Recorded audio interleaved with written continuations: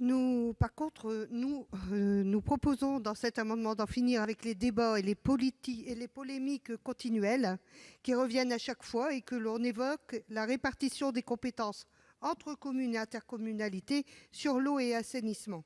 Redescendre l'eau et l'assainissement dans la catégorie des compétences facultatives, c'est en finir avec ce feuilleton, en finir avec la politique des petits pas et redonner un peu de clarté aux réponses qu'attendent les élus.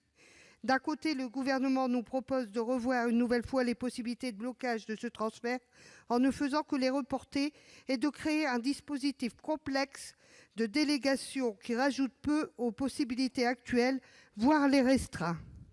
D'un autre côté, la commission des lois va plus loin et propose de supprimer le transfert obligatoire aux communautés de communes et d'agglomération.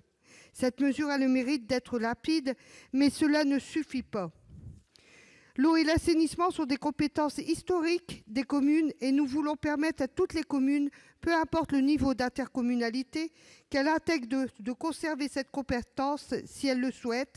Car pourquoi les empêcher d'avoir leur propre gestion vertueuse de ces compétences si cela a toujours fonctionné et leur permet de l'adapter à leur territoire et à leurs valeurs?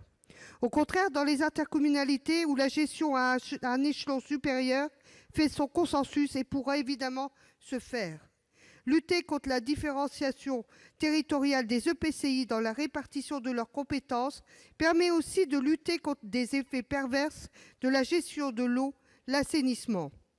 Tel est le cas de la pression exercée par les agences de l'eau sur des communes qui n'ont pas transféré ces compétences et qui se voient privées de subventions accordées en priorité aux intercommunalités par ces agences. De la même manière, des oppositions se manifestent face à des augmentations de prix de l'eau sur tout un ensemble communautaire voté par les EPCI contre la volonté de communes qui se sont vues forcées à être intégrées dans des régies plus globales. Pour donner une solution à toutes les communes, il faut rendre les compétences eau et assainissement facultatives pour tous les types d'EPCI. Merci.